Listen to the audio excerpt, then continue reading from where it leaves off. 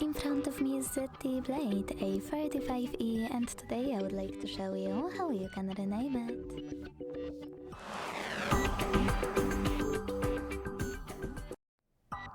Begin by going into settings and scrolling all the way down right away. Then hit about phone. Choose device name and type in whatever you want to.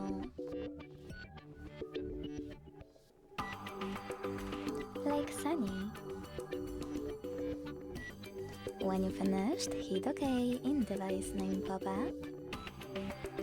And then OK in the second one about visibility. As you can see, after a couple of seconds, name of my device has changed.